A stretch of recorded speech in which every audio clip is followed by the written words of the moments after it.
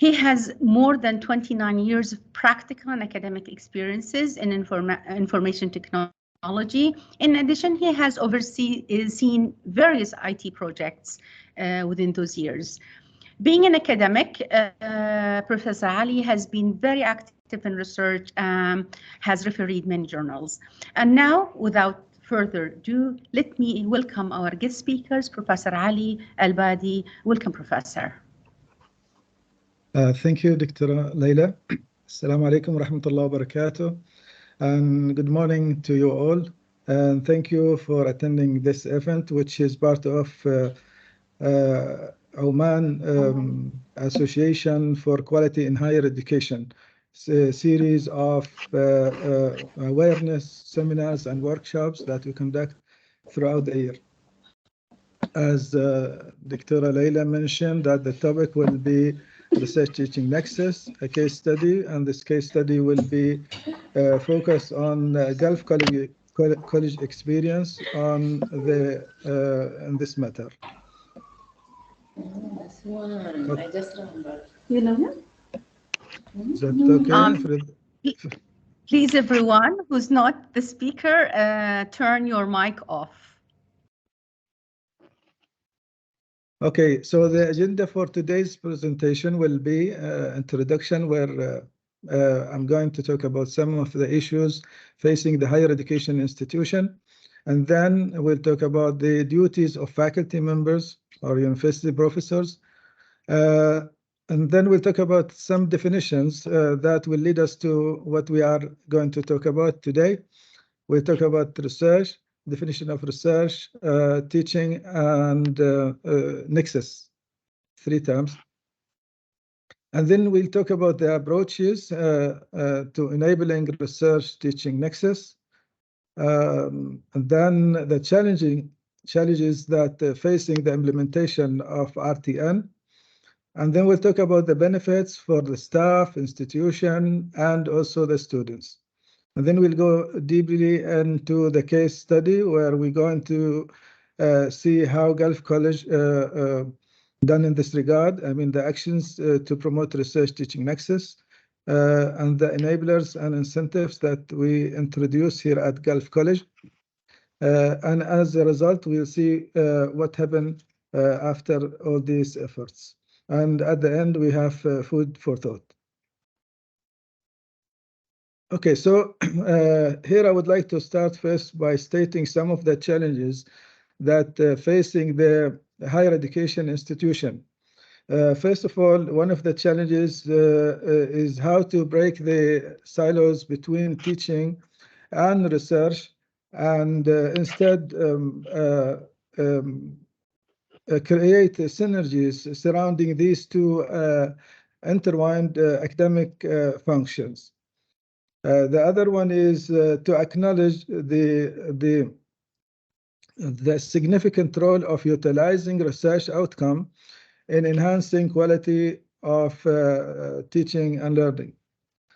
The third one is the need to have a systematic approach to ensure that research is embedded in the curriculum and utilized to enhance the teaching and learning. The other thing that we're going to think about or explore today is what is actually the research teaching nexus, RTN. In doing that, we're also going to answer these 2 questions. Do college academic staff members need to do research, and why? And the other question is, should undergraduate or postgraduate students consider getting involved in research, and why? And in conclusion, we will conclude how to implement the RTN and what are the benefits, as we mentioned, for the 3 parties. Okay, let's think of the first of all, let's think about the duties of faculty members or professor at universities. What do you think?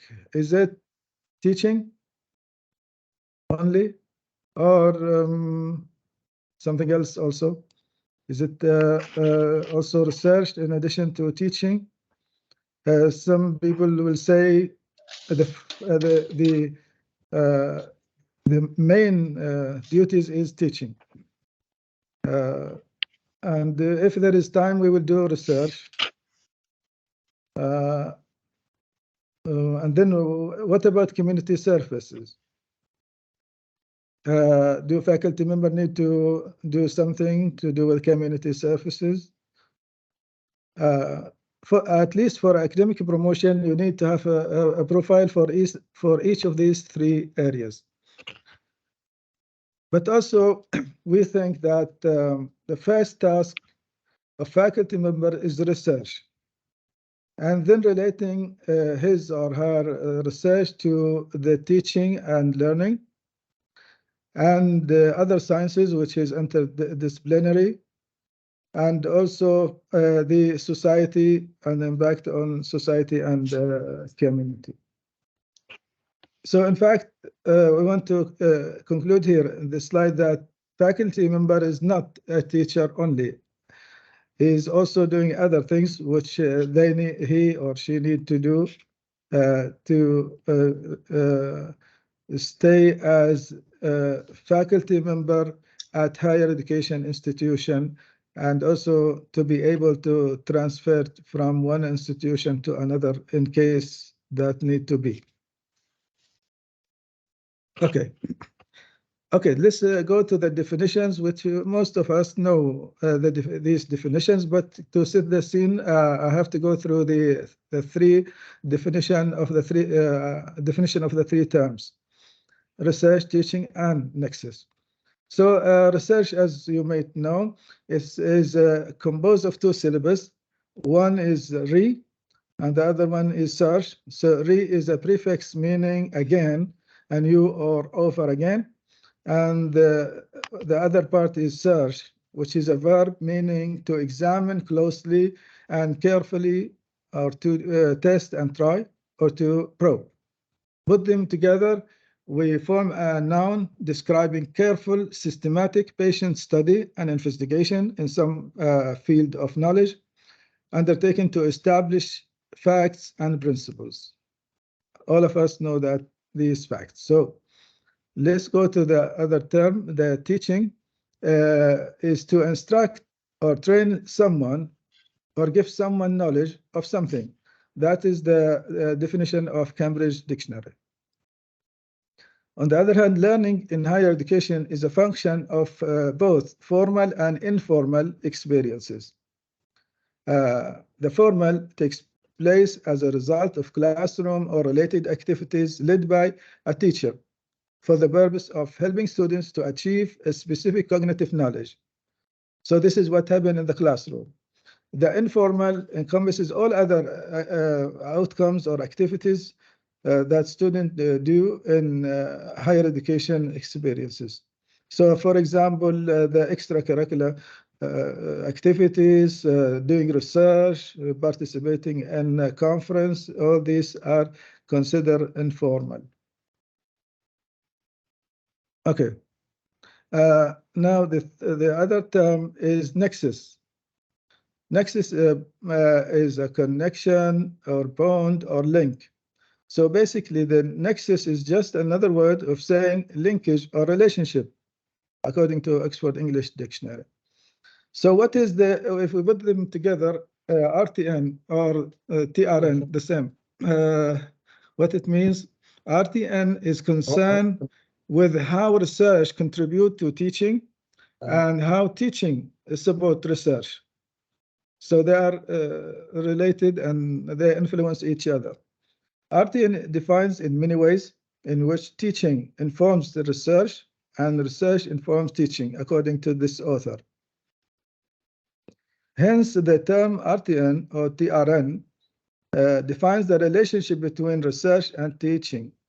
As you can see in this diagram here, we do research and the findings influence the teaching. And the teaching, we get feedback from the teaching, or we select topics from the material that we teach, and we conduct research, and the finding again goes to the classroom. Okay, let's think about or go through the approaches, or one of the approaches that Gulf College adopted in enabling the RTN. According to this author, Trawler and Warham, 2007, he mentioned 4 ways of doing things, of doing RTN. These are as follows. Learners do research.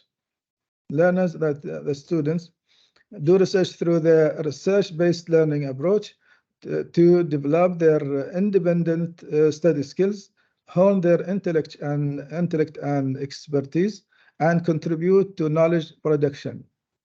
This is the student. The faculty also doing research to keep up to date with the latest development in their discipline or field.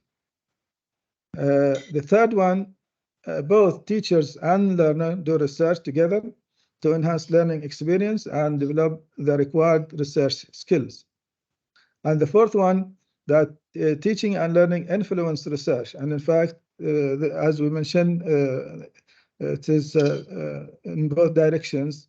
So research influence the teaching, and teaching influence the research, and so on. Okay, so let's look at the challenges facing the implementation of RTN. We conducted sort of survey, and these are what we got feedback from different institutions. And in particular, Gulf College, that's what they mentioned when we asked them why there was no much research or cooperative research between student and staff.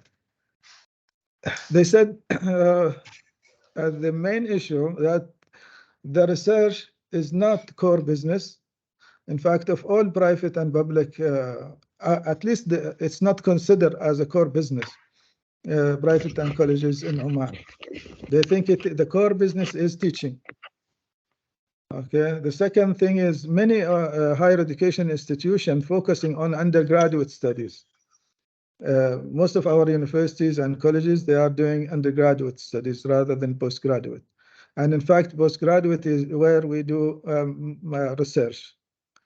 Although we teach research methodology in the undergraduate curriculum, and Ministry of Higher Education also support the students to do research. That is URG. Number 3, the myth that faculty at colleges in particular do not have to do research. It's not required. That's what they said. Many academic staff are taking teaching overload, so hence that restrict their ability to do research. They take in 26 hours or so. That is very difficult to do other things. Those faculty members who conduct research, in many cases, not always, do not link it to teaching. Okay. Number 6. Many faculty members do research for the purpose of getting academic promotion only. I mean, they force themselves to do research just for the purpose of getting promoted.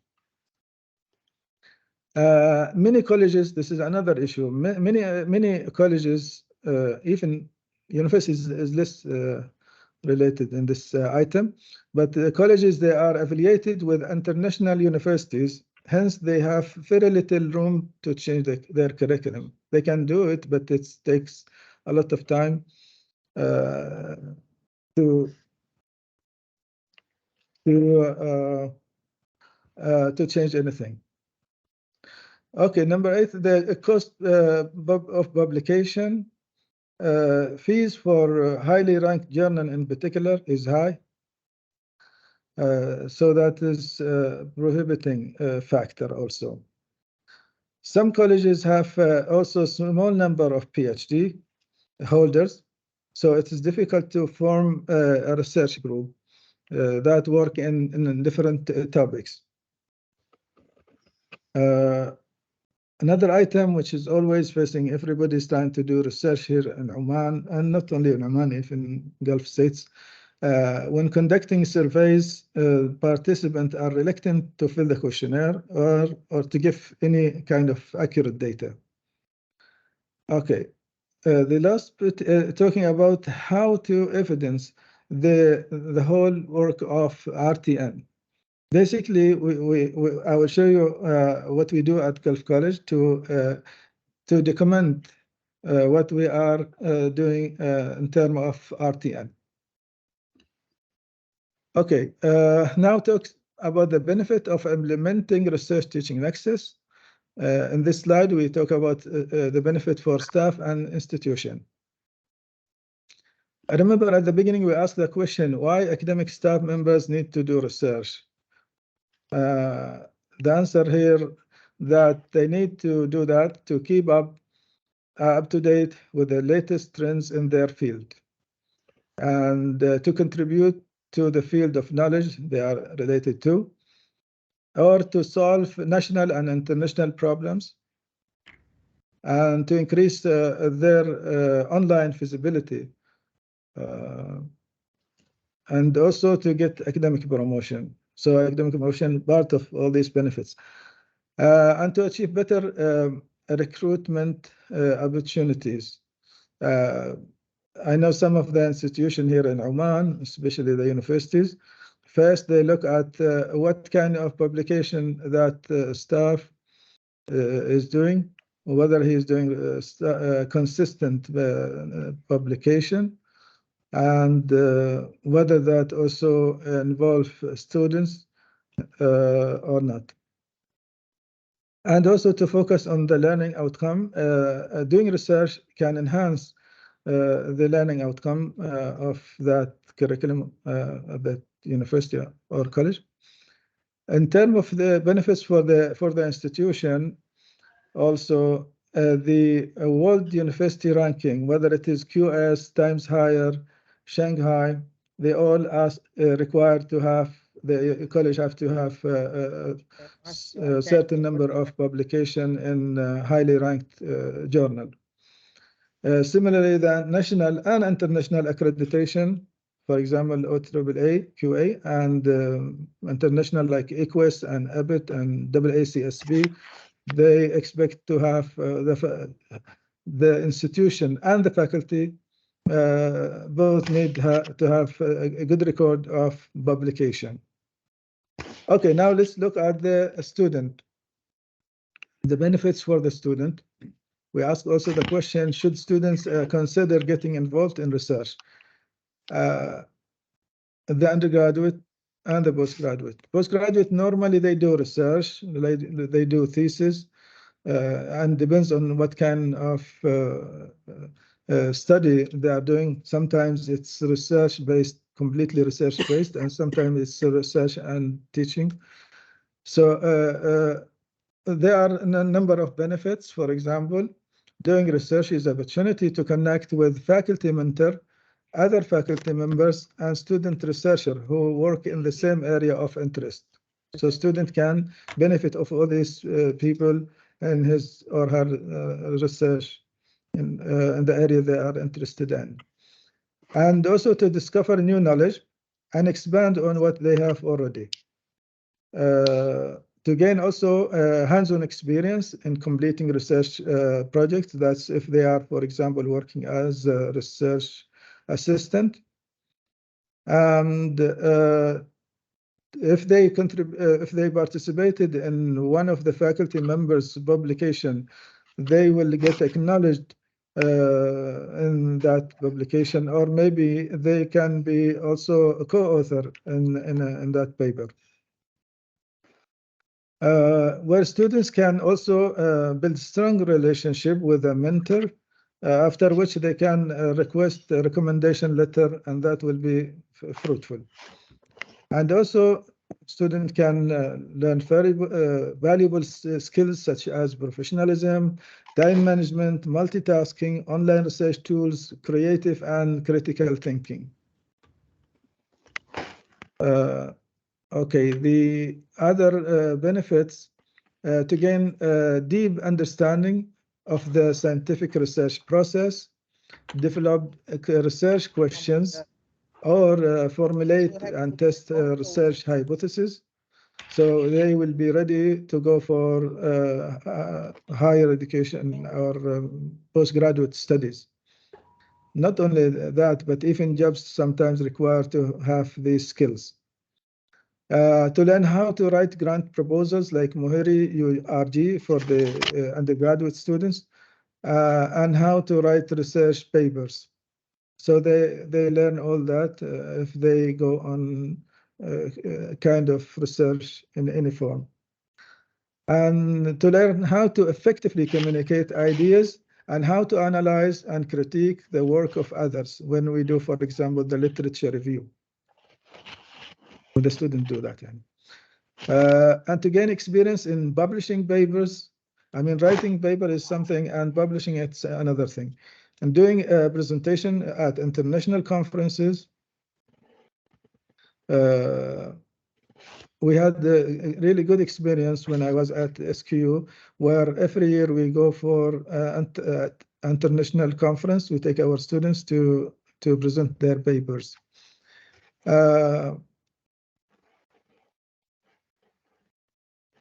Doing all this, attending publishing paper and presenting them is a great asset when applying for graduate schools or scholarship or even jobs.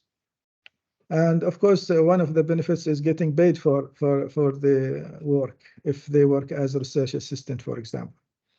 And to hone their leadership, teamwork, problem-solving skills, and challenge oneself in new ways.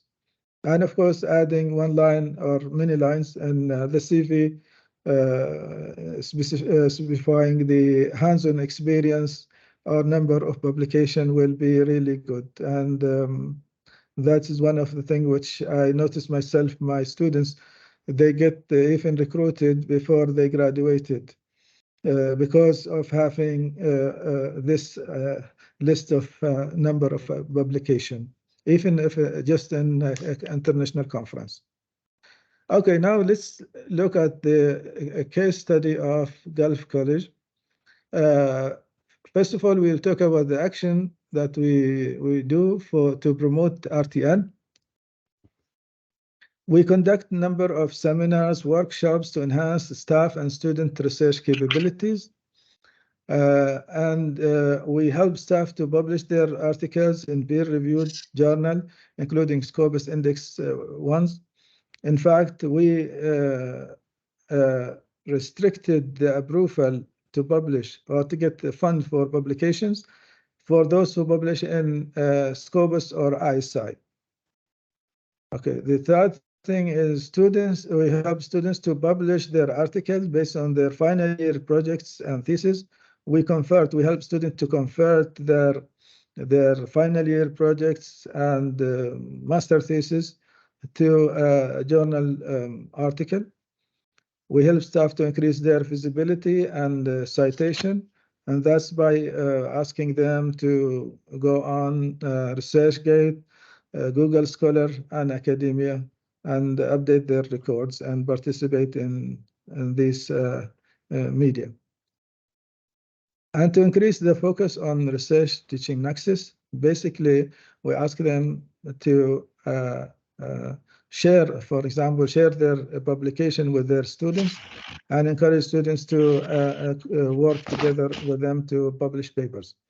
Increase the number of postgraduate students. That is one of our targets because the PhD and master students, they are the publishing students. Also, we encourage people here at Gulf College to submit more research grants like RGs, URGs, and strategic research proposal to Ministry of Higher Education, TRC. And invite other speakers or other scholars from other universities or industry to give speeches to our academics and students.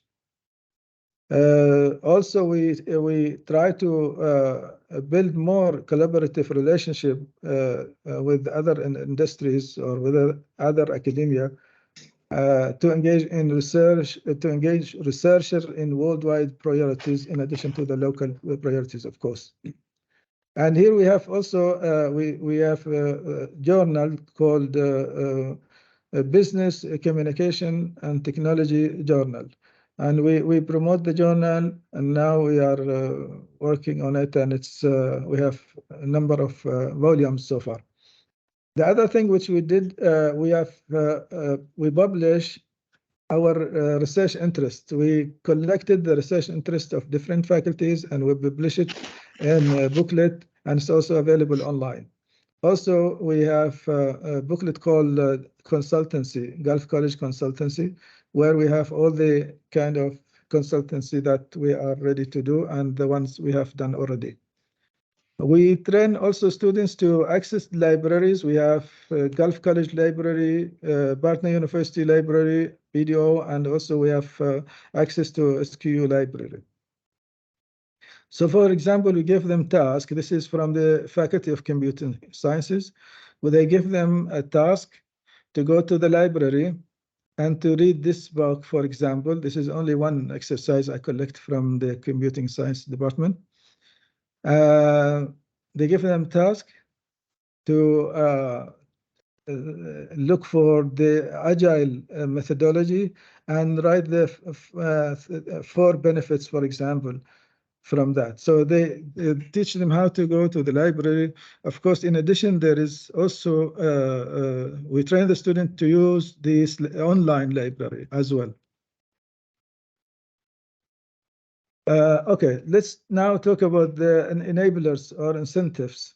Of course, we encourage our people to submit research grants to the Ministry of Higher Education, like, as I mentioned, RG for PhD holder, URG for the undergraduate students, and GRG for graduate students. But also we have our own internal research grants from Gulf College. And also we encourage our students to participate in upgrade initiative that is converting their final year project to a project that can be supported by this initiative. The other thing that whereas there is a flexibility to offer courses, like some university, they can offer elective courses, for example, special topic, independent study, and research methods. In here, you can teach the student exactly how to do a research, scientific research, and how to publish their paper in international conference or even in journal. Here at Gulf College, we participated, we asked the students to participate in the events, like, for example, in here, Partner University exhibition called the Digital Gradix, where they go and submit their final year project, and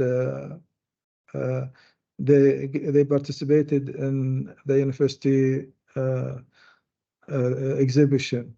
So, for example, here I can show you some of the examples that we had. These are the students. So this is one student. He created this vehicle tracking mobile application, GPS system, and so many other. I don't have to go through all of them. And that is approach number 1. Remember, student or learner doing research. Also, active researcher can act as a mentor for students to involve them in writing research papers. Okay, that's number 4, method 4. Faculty members also can ask their students to read their papers. For example, this is approach number 2. Researcher doing research and sharing it with their students. For example, here we see again from computing science faculty, this faculty member, he asked his students to go to the library. He gave it the paper, sorry, he gave the PDF paper and asked them to read it and then answer these questions. Well, they are not questions. Write about the paper in this form, as you can see here. So that's one thing. The other thing is help student to get URG, GRG from Ministry of Higher Education.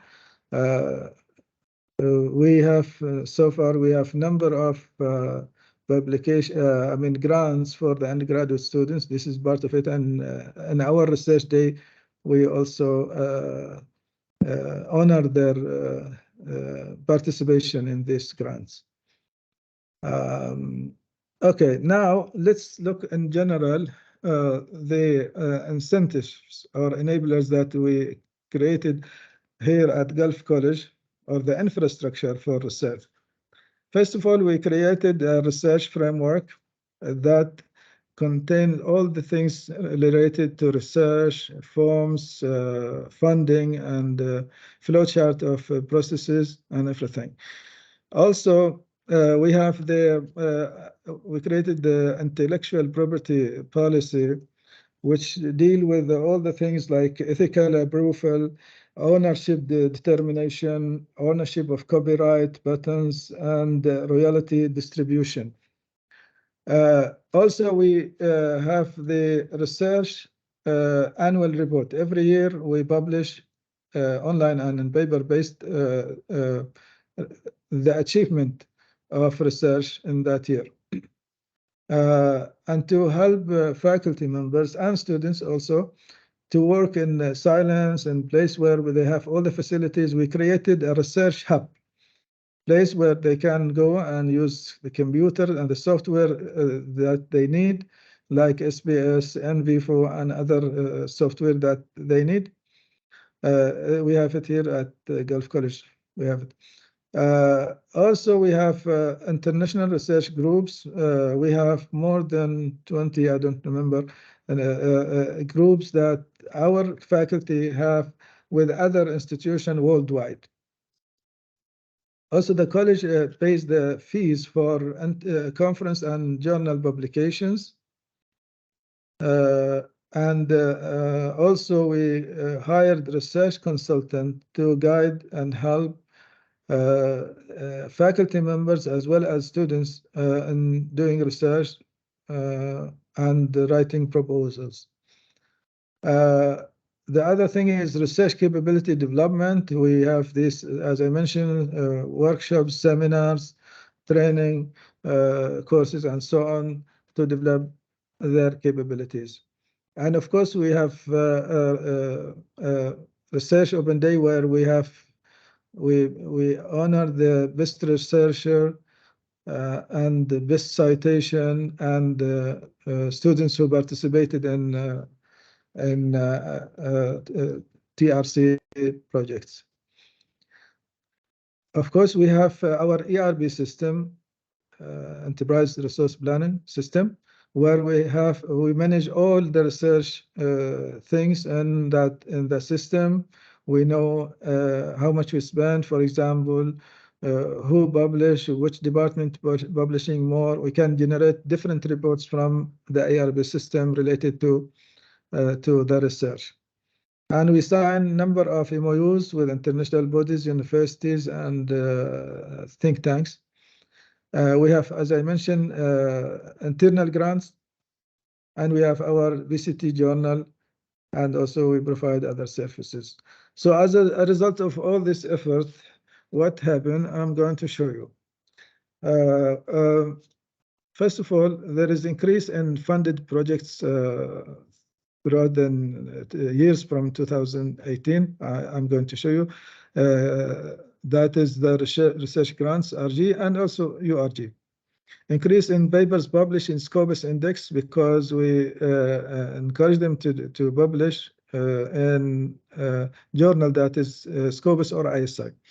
Increase also the Scopus citation, increase the research visibility, as we're going to see here.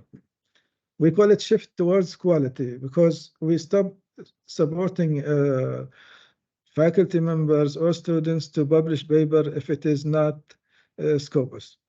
So you can see here from 2018, the number of publication. I'm not saying that we have huge number of publication, but I can show you that there is increase in the number of publication published in Scopus index journals. And of course, in 2021, there is drop because of the corona issue, So here you can see the Scopus citation. You can see the graph from 2018. It's increased exponentially, as the graph here indicates. Further, similarly, the Google citation, similar graph, the number of citation increased. So the focus now in highly reputable journals. We could have more number of publications, but we rather focused on high quality journal. That's why it's you can see here we have less number of publication, but the citation is much more. Also, we encourage staff to do to publish in high ranked journal like Q1, Q2, Q4. And this graph again show that we used to have nothing or just one, but now from 2018, 19 to 22, the number of Q1, Q2, Q3, Q4 increased because of the encouragement that we do here at Gulf College. Okay, for example, national and international collaboration. We have the collaboration between different institutions or higher education institutions. For example, we have with Sultan Qaboos University, we have 17 collaboration. De Montfort University in UK, 16 collaboration. Others, we put them together, other universities and institutions, 129. Okay. At the end, let's think about these questions. I need your contribution and feedback on how much do we need to encourage bachelor and diploma students to do research? That's one thing. And the other question is, to do research, you need a budget, right? Why colleges, universities spend money on doing research? Okay. So now it's for discussion and can ask questions. But first of all, let's think about these two questions. Okay, any contribution? Any answer for those two questions? First question. I see a raised hand. Yeah, okay. I cannot see them. Okay. So I can go there. And then here I can see you.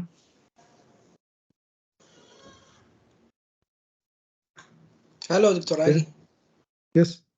Yeah, thank you very much. Dr. Hussein from Sahara University. I appreciate your presentation and admire your effort, you and your colleagues in having RTN in your program and curriculum. I have two questions because I'm interested in RTN. Yes.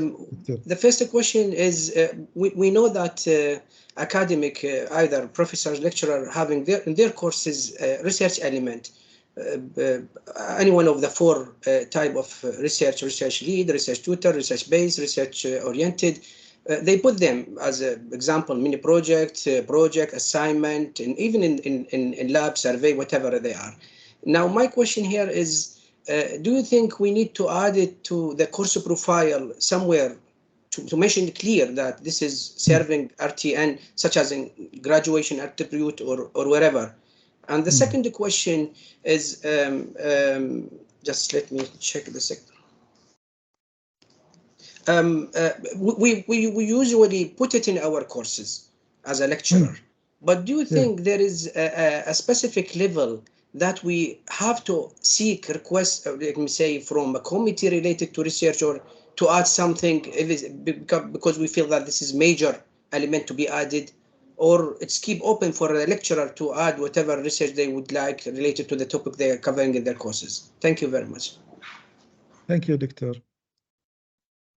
The first question regarding whether we need to make it separate, I think, as you mentioned, we have already some courses, and in fact, they are a research methodology course. And most of the universities or higher education institution, they have a research methodology course.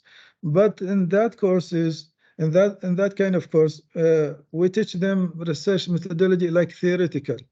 as I mentioned in one of the slides, I said publishing is different from just knowing the components of research paper, for example.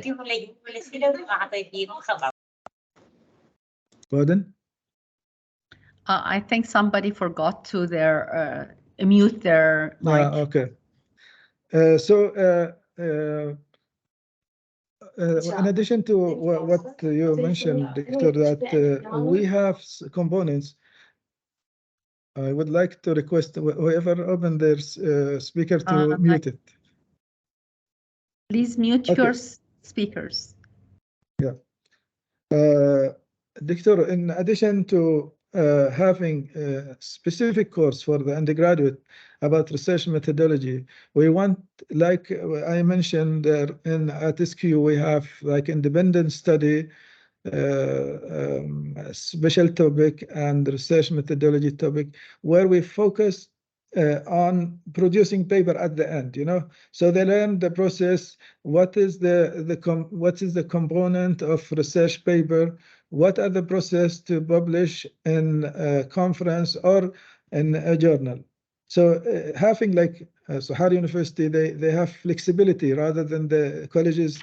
They don't have that much flexibility. They can offer these special topics, research methodology, and independent study for whoever, because not everybody interested in research.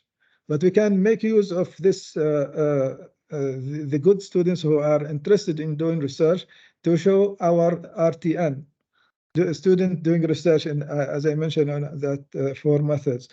And also we can ask students, like at Gulf College, we ask students to read the topic. Like if he's he's teaching, for example, Dr. Abu Bakr, in that example, he teaches research methodology, system analysis and design, and he wrote a paper on that. He asked students to go and read it and extract some information from the paper. So that's what I think we can do. We cannot just spend much on research, but we can, whoever interested from the students, they can do research and publish paper. The other one, we teach them in the classroom, and we teach them the research methodology, but also we ask them to read our papers, so that the faculty doing research and using it to enhance their teaching. For example, I used to teach social media, something to do with the social media in one of the special topics.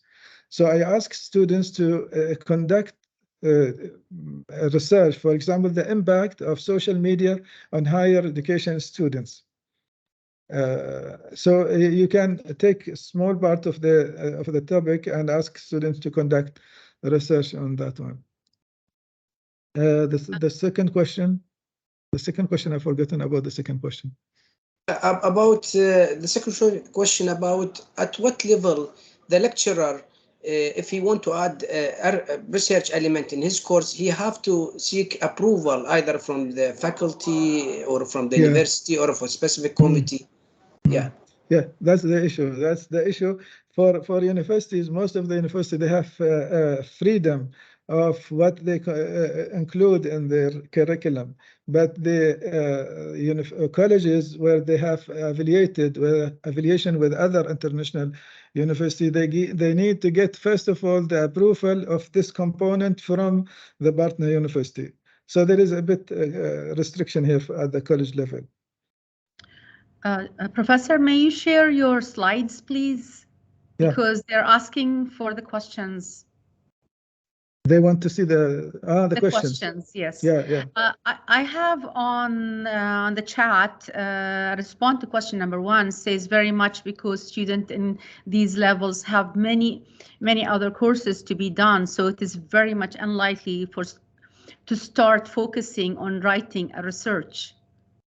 Yeah. From, excuse my pronunciation, from Khulet. Yeah. Okay, fine.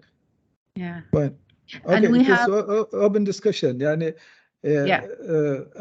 understand that concern, and particular for those who have franchise program or validated programs.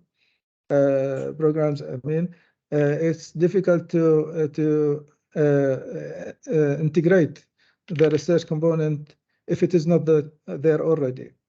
Yeah. But as I said, you can, like other extra activity, you know, we can select students who are willing and they are interested on doing research, and they do it in their free time.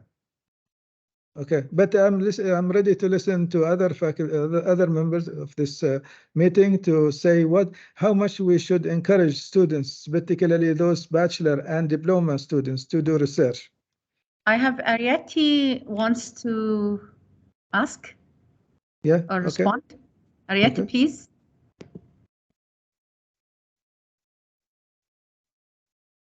Listening. We're listening.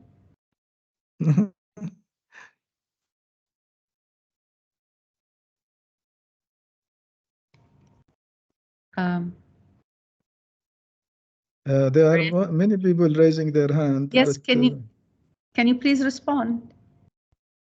What's the question? I don't know. Can I respond? Even the third one who raised his hand. So can I respond? Yes, yeah, please. Yeah, go ahead. Yeah, thank you very much. I do believe, I mean, it's my opinion. Yeah, I do believe that we need to encourage and engage our students, even from level 1. Whatever the way, I mean, every lecturer or professor have his own research. So if we can link somehow, as example, even in mathematics, you can start with basic, I mean, mathematics, any research in engineering, we have mathematics. We can link the problem we are talking to our research by taking case study as example. In the other levels, 2 and 3 and 4, assignments, even if we have a research grant, we can engage them somehow by linking the course to the research grant and let them do conducting some experimental or analyze or even sharing with them a discussion. So I think research is supposed to be in all levels, regardless if it's advanced or just level 1 or 2. This is my opinion. Thank you. Thank you, Victor. Any other comment? Ariete? Yeah, you are mute, Ariete. We cannot hear you, unfortunately. Yeah. We're not able to hear you, Ariete.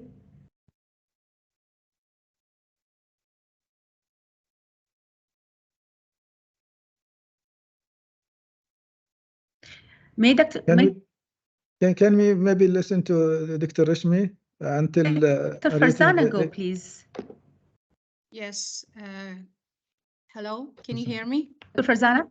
Yes. Yes. Good morning, doctor. Thank you very much for the fruitful information.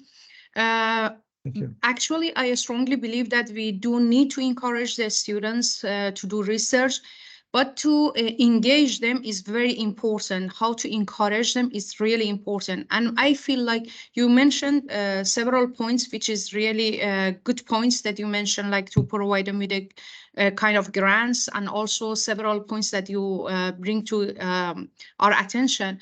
But I feel also to organize a kind of research clubs, and also to put some kind of competition for them. Research competition is really very essential to encourage them, because I strongly believe, yes, we do really need to do this kind of stuff. And especially the point that you mentioned, research nexus is very essential for every organization, which I feel like we have to do it. Sorry, I forgot to introduce myself. I'm Dr. Farzaneh. I'm from Oman Tourism College. Thank you, Doctor. Thank you. Thank you very much.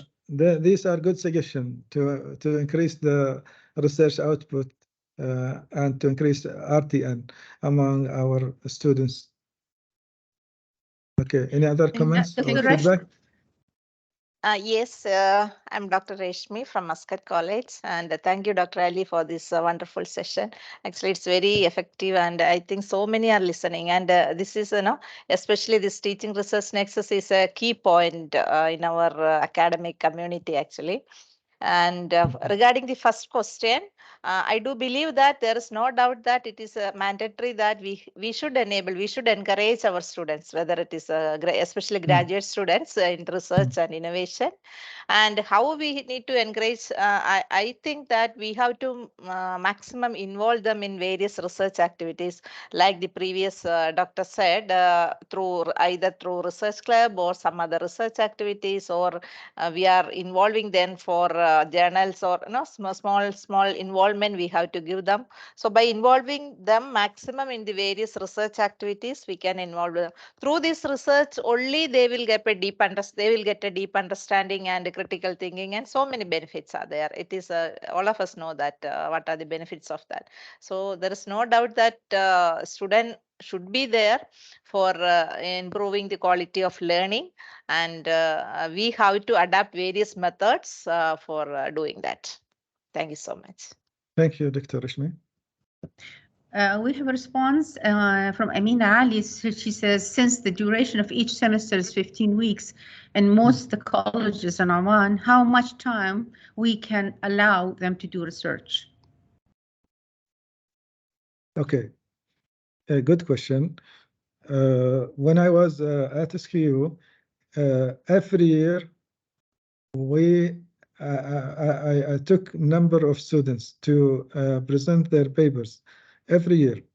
And these courses like independent study, research methodology, these courses, I registered number of students, like for example, 10 to 12 students.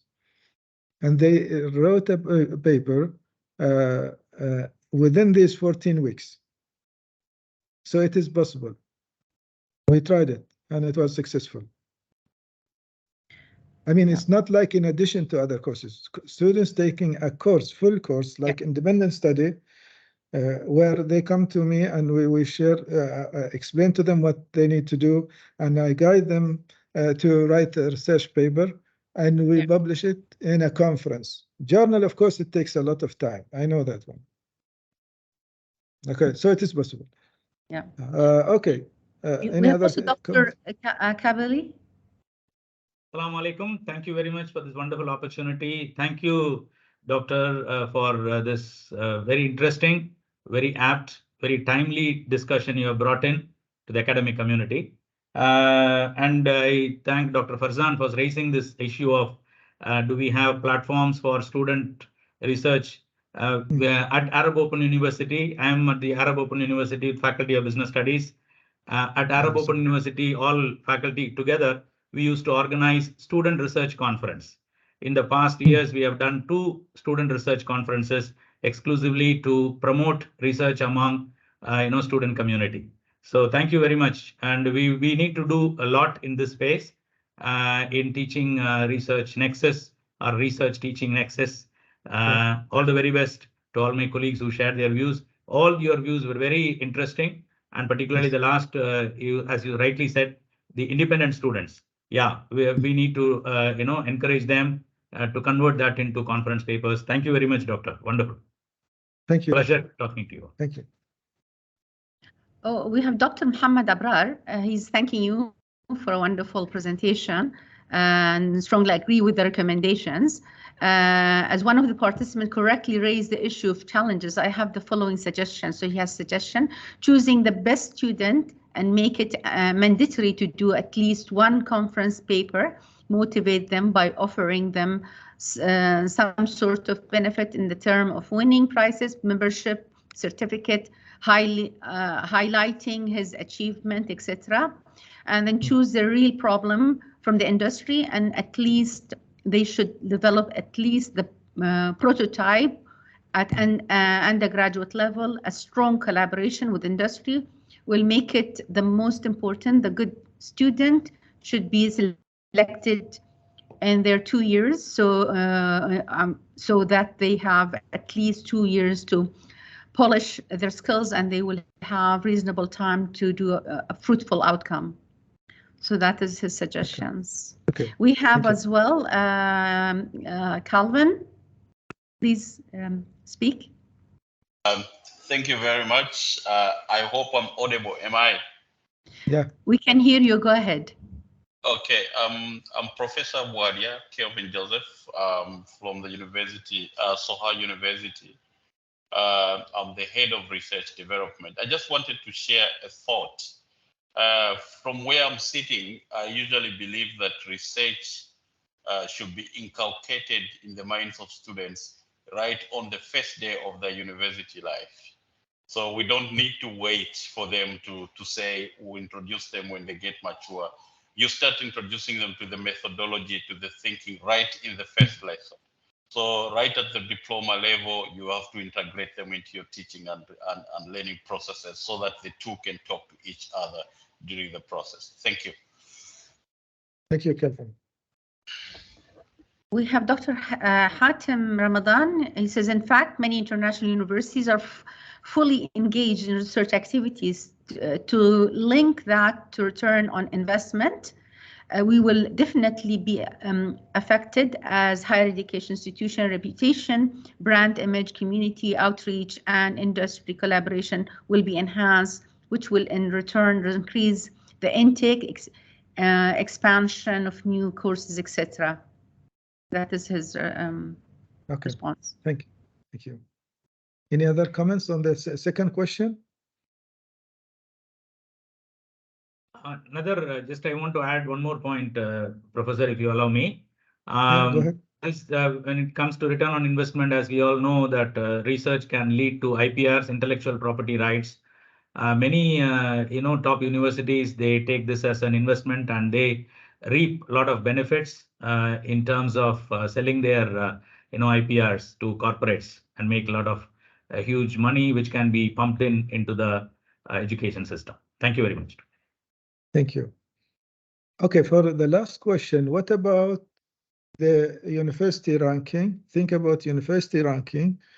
Think about attracting high-profile academic staff and also attracting good students.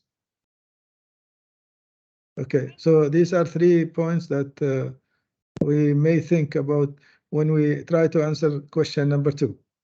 The university ranking, staff, good staff, and good students. I think one of the issues that we have in Oman is that our colleges and universities are not ranked nationally at a national level. So apart from going onto OAAA websites and finding out about the reports, apart from that, the students will, our parents, in fact, not students, parents will have no clue what's the best for their children. So what would you propose as at a national level need to be done to encourage colleges and universities to be elite, not in producing students for the market, but also having a return of investment on the community and the local community and the community as wide by doing research. What would you suggest, Professor? Well, at the moment, I think there are like 4 universities. They are on the Arabic QS, if I'm not mistaken. And of course, if we go to their website, we can see the whether they are in any of the ranking available. So that's one thing. But yeah, we suggest that the OAAA QA maybe need to post this information on their website so that parents and also faculty members who want to join any of this university can find information about the ranking and also the accreditation of each of these institutions. And I think that will happen. And Ministry of Higher Education, Research and Innovation working very hard on promoting the Oman universities worldwide.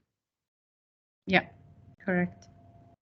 We have another participant would like to ask Mr. Hussein or Dr. Hussein. Yeah, thank you, Dr. Leila. Yeah, regarding this point, you mentioned that the ranking, I do believe that ranking became a must. And not because the university are interesting and because the growth of education, because the ministry are encouraging us to go for ranking. And as you know, there are many ranking systems, QS, Shanghai, the Times, and many others. All of them, they share the one important point, which is the research element. Yeah, there is different percentage for each one of them looking to the research, but it's our ticket to go up in ranking. So while we create a research environment in the university, not for the academic staff only, but for the students. Students are the raw material, and you create research environment for the student. It means that you grow as academic because you have people to talk with, to share with, to discuss with, and this definitely will reflect positively on the academic staff, on the research profile, and the institute. Thank you. Thank you. We have another raised hand from Gunnar. Please go ahead. Hello. Hello. Yes. No.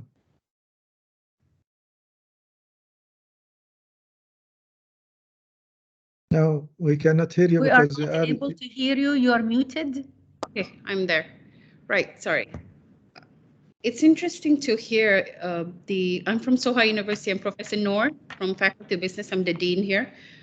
And one of the core things I think was you asked the question, how could the ministry actually facilitate in pushing societal impact or return on investment? I think a lot of universities are actually utilizing the context of community-based participatory research. So that would be an element where we can get the ministry perhaps. So you can see many countries are having the engagement with industries where they have CSR funds. That could be a way where the ministry could facilitate in engaging also with relevant industries and channel that across a pool of funds for universities across in Oman. Another context is perhaps, I think if you have a better channel of approaching the ministry, is to kind of look at, you see, a lot of universities in Oman are doing outreach activities, but the outreach activities doesn't pull up to the context of societal well-being, improving societal well-being. So social return on investment would be an element where we could kind of look and extend most of our research activities, not just across social science or engineering, technical and non-technical, but across different platforms. That could be a way of introducing across community-based participatory research, and that will fall in very much with societal impact, economical or societal across. That's my personal view on that. I handled community industry relations back in Malaysia many years ago, just to kind of share across. And I think that could actually be done here in Oman. Thank you. Excellent. Thank you very much, Victor. Professor. Is any other comments? Other questions? Do you want to go beyond these questions, Dr. Now, or? I think we are actually reaching the end of the discussion because we have limited time. But I just want to make another comment about this second question. What I am saying that if the university spend on research, they will go on the university ranking, and they will attract more staff with higher profile, and they will attract good students. Having that will consider a return of investment. So they spend, but on return, they will get their reputation. They will attract more people, whether they are students and good faculty members. So that's what I meant by the last question. But yes, I got all this feedback. Excellent.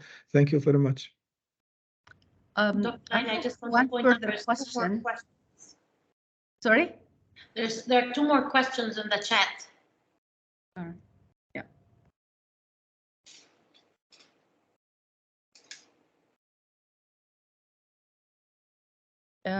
I have a question from Safarz. Thank you for very informative session, but just to be more clear on the part of the teaching and research Nexus, I have some question, if you can suggest if I can suggest.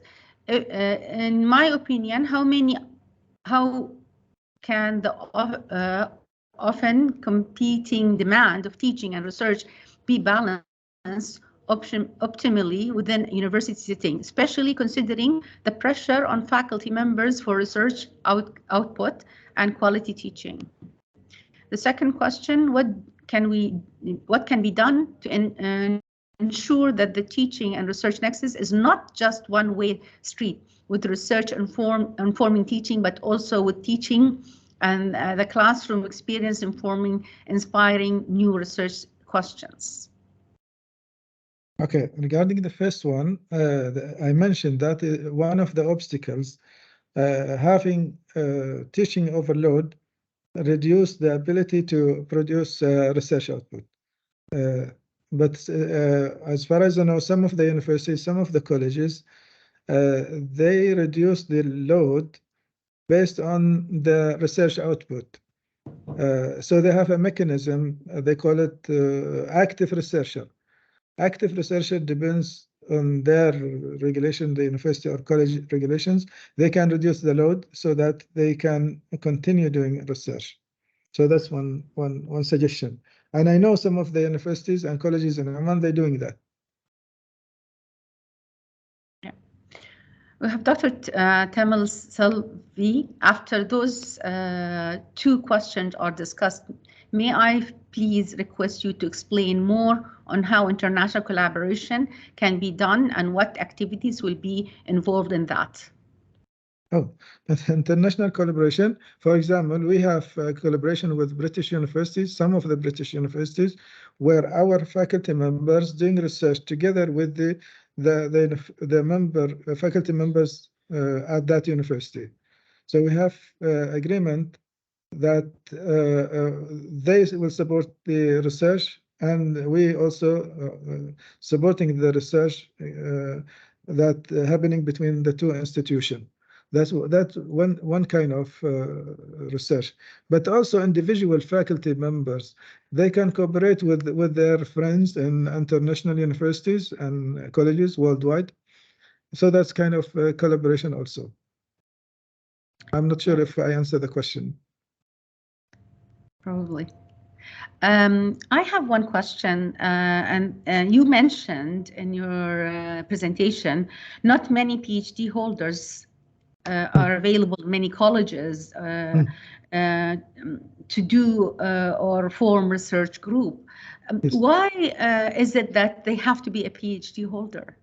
Because the master holders, I mean bachelor holder, you're mentioning students, they can form a university, they can form a research group. Because researchers, no, you're right. Actually, master, club. Master holder can also do research. But I mentioned that because I think PhD holder, they have more experience because they went through the whole process of doing thesis or dissertation. And they have the experience and they can produce more. Whereas a master, they maybe just graduated and they are talking, as I said, overload, teaching overload. It will be difficult for them to gain the experience and do the research. That's my understanding, but it's yeah, they can do it. In our college, the master holder, they do research.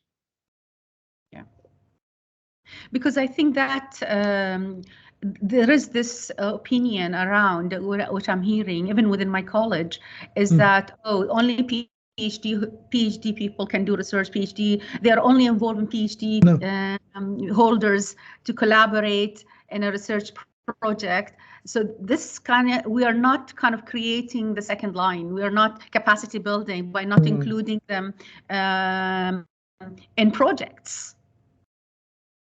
I think one of the issues here with the master holder, whatever you do in research, you will not get it accredited for academic promotion unless you are PhD. They said all the publication need to be after PhD to get like associate or full prof. Yeah. But it's okay. We didn't say the master holder cannot do research. They can do, and they are doing it here at Gulf College. Yeah, but that's a good point, that it is a lot of people are doing research for academic promotion, and they will not be involved even though they are doing some, their input is important and they are doing hard work. That's a good point. If no further questions, I don't know if Dr. Mona wants to say something. If there is no further questions, I would like to thank Professor Ali for this really informative presentation, a very important subject, teaching informing research and research informing teaching. Without either, we cannot really excel in our academic duties, in our student satisfaction, or even faculty satisfaction, and generally in our stakeholder satisfaction. So I would like to thank you and welcome for other topics in coming time. And I thank all the participants who participated by listening, and those who participated by asking questions or giving suggestions. That's really was informative and very, very enriching for the webinar, for this webinar. Dr. Mona, any further input? On behalf of Dr. Laila, on behalf of the board, I'd like to thank you for moderating today's session. And of course, we extend our gratitude to our colleague, Dr. Ali, for sharing a case study of Gulf College. Thank you so much. And thank all the participants for joining us today. Thank you. Thank you. So Ramana, you want to take a picture for record? Yes, of course, please. For those who, can you stop sharing, Dr. Ali, your screen so we can have a... Okay, here we are. We would like to take a couple of shots for our records. So nice to see everyone's faces again. Yeah. Thank you. Thank you. Thank you, Dr. Ali, and the team. Thanks a lot for joining us today. Thank you. Thank you.